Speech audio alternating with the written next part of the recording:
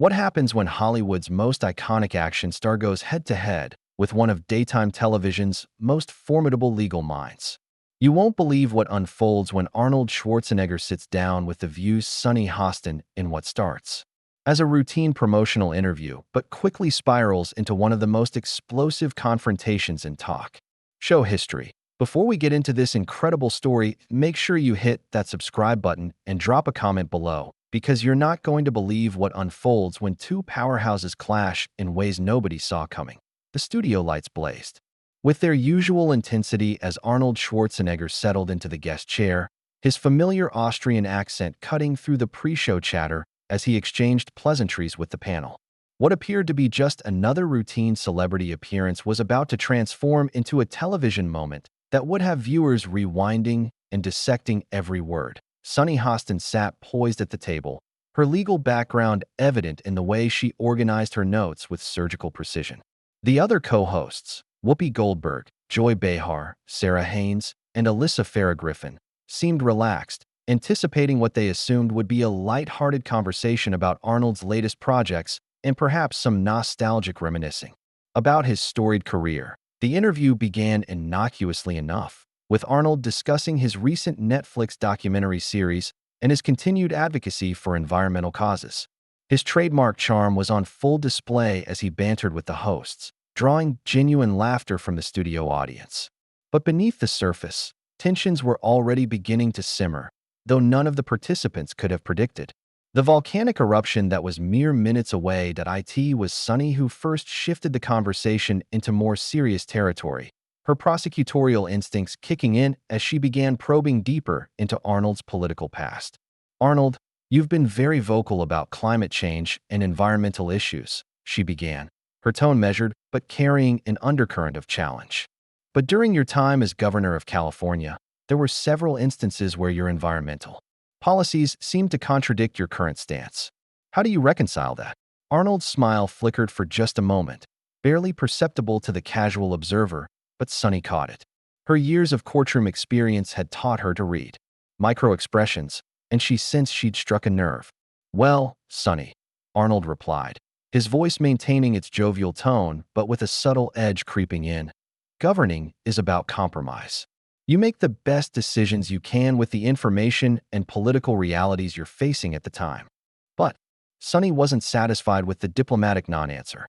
She leaned forward slightly, her pen tapping against her notes in a rhythmic pattern that seemed to match the increasing tension in the studio. "But specific policies, Arnold. The approval of offshore oil drilling permits, the delays in renewable energy implementation, these weren't just political compromises, were they? These were decisions that directly contradicted the environmental values you claim to champion now." The other hosts exchanged glances, sensing the shift in atmosphere. Whoopi cleared her throat, perhaps preparing to steer the conversation back to safer waters. But Arnold was already responding, his Austrian accent becoming more pronounced as it always did when he was under pressure. "Look, Sunny, I think you're oversimplifying a very complex situation," Arnold said, his hands gesturing more emphatically. "When you're in office, you don't have the luxury of perfect ideological purity. You have to work within systems, with legislatures, with economic realities. It's easy to be a critic from the sidelines." The phrase "critic from the sidelines" hung in the air like a challenge, and Sunny's eyes narrowed almost imperceptibly.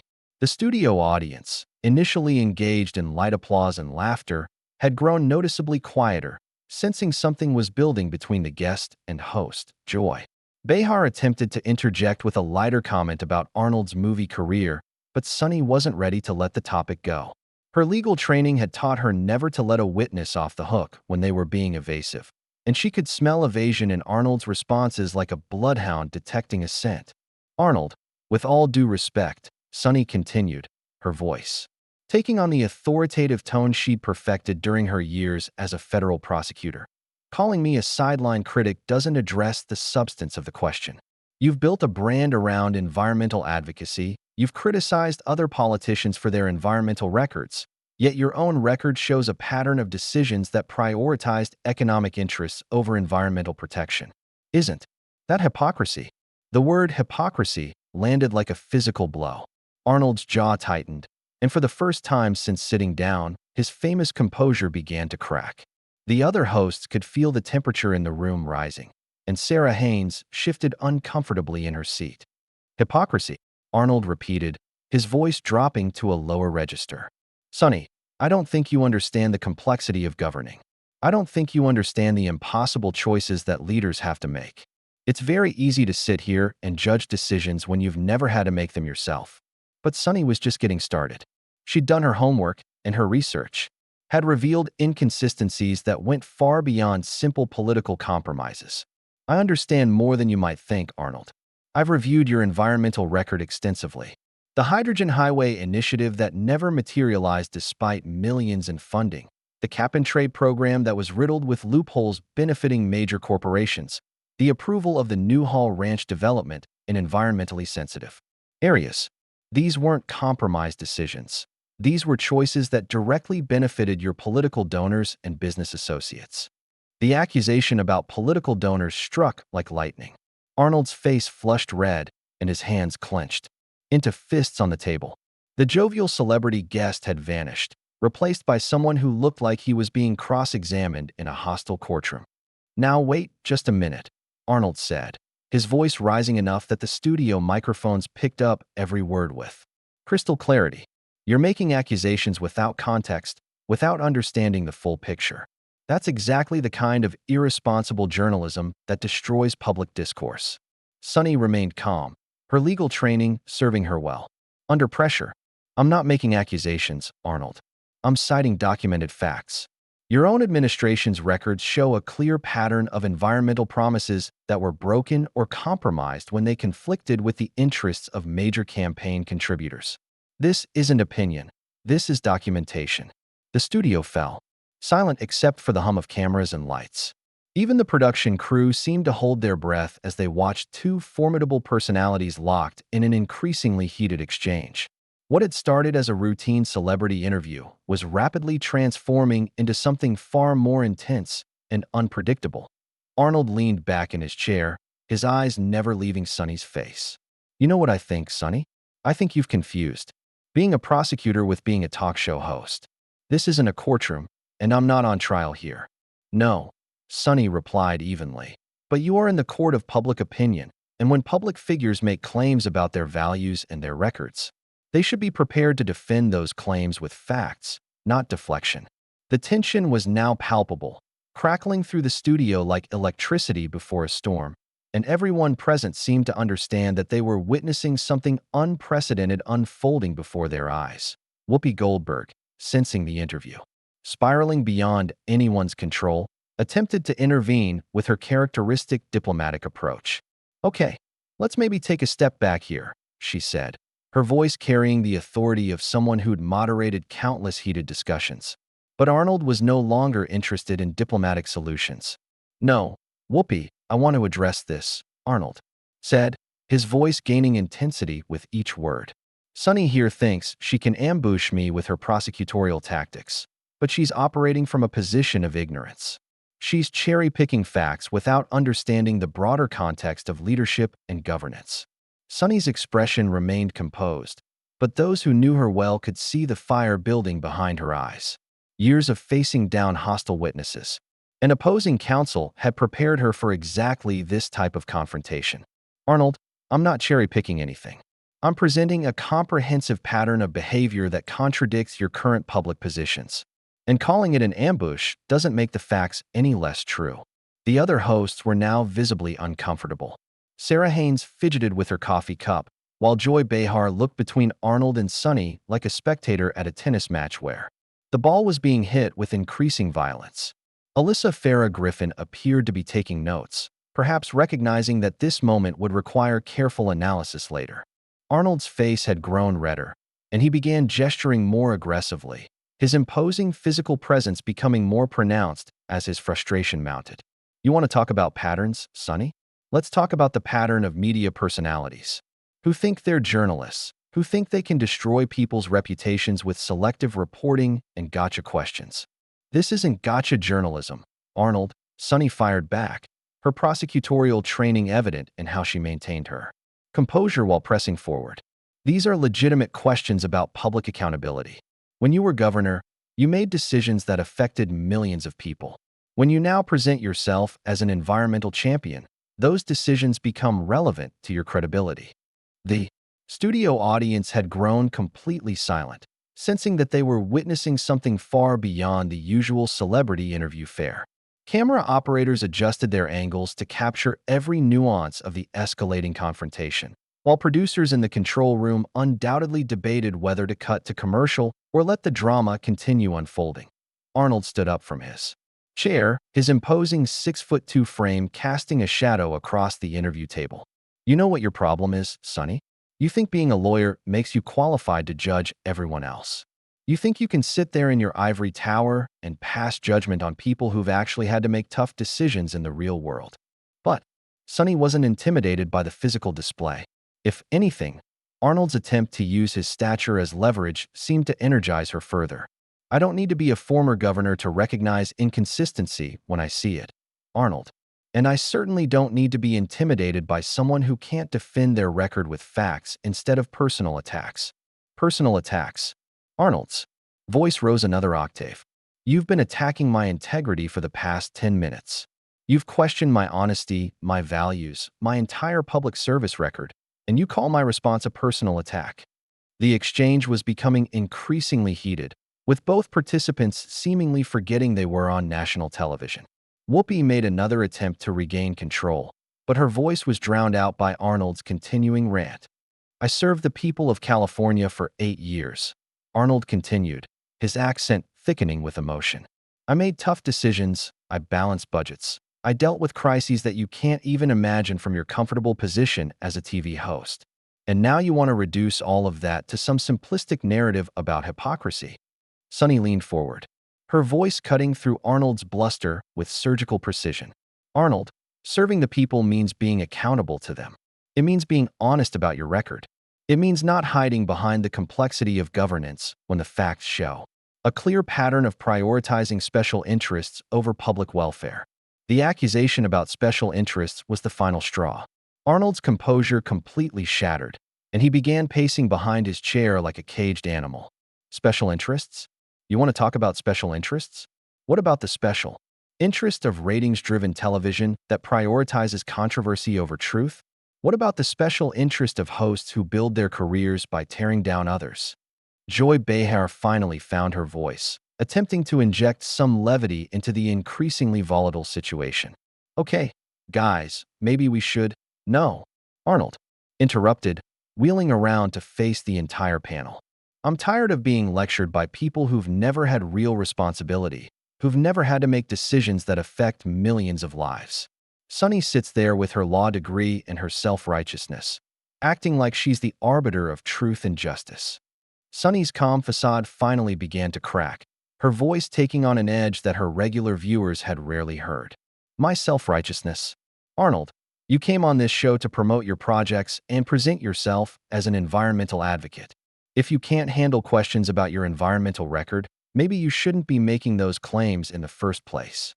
I can handle questions, Arnold shot back, his voice now booming across the studio. What I can't handle is prosecutorial grandstanding disguised as journalism. You're not asking questions, Sonny. You're making accusations and demanding that I defend myself against your predetermined narrative. The confrontation had reached a fever pitch, with both participants seemingly oblivious to the cameras, the audience, and the other hosts who were watching in stunned silence. What had begun as a policy disagreement had devolved into something far more personal and bitter. Sonny stood up from her chair, matching Arnold's aggressive posture. If asking public officials to be accountable for their records is grandstanding, then yes, I'm guilty as charged. But I'd rather be accused of holding people accountable than of giving them a free pass to rewrite history. Rewrite history? Arnold's laugh was harsh and bitter. You're the one rewriting history, Sonny. You're taking complex decisions made in complex circumstances and reducing them to simple narratives that fit your ideological framework. The studio felt like a powder keg ready to explode, with two strong-willed personalities locked in combat and neither willing to back down. As the confrontation reached a point where something had to give, Arnold's face was now completely flushed. his hands trembling with barely contained rage as he pointed directly at Sonny. "You know what, Sonny? I've had enough of your sanctimonious lectures. You sit there acting like you're some kind of moral authority, but what have you actually accomplished? What tough decisions have you made that affected millions of people's lives?" Sonny's eyes flashed with indignation, her professional composure finally beginning to fracture under the sustained attack. "I've spent my career fighting for justice, Arnold. I've prosecuted criminals, defended victims, and held powerful people accountable for their actions. That's what I'm doing right now, holding you accountable." Accountable? Arnold's voice reached a crescendo that seemed to shake the studio walls. "You're not holding me accountable. You're conducting a character assassination on national television. This is exactly what's wrong with media today. You invite someone on your show under false pretenses, then ambush them with politically motivated attacks disguised as journalism." The other hosts were now completely frozen, recognizing that any attempt to intervene would likely result in both Arnold and Sonny turning their fury toward them. Whoopi's usually confident demeanor had been replaced by obvious concern, while Joy Behar looked genuinely shocked at the intensity of the confrontation unfolding before her. Sonny took a step closer to Arnold, her voice dropping to a dangerously quiet level that somehow seemed more threatening than shouting. "Arnold, the only false pretense here is you presenting yourself as an environmental champion while having a record that shows the exact opposite. If you can't handle being asked about your actual record, then maybe you shouldn't be making public appearances at all."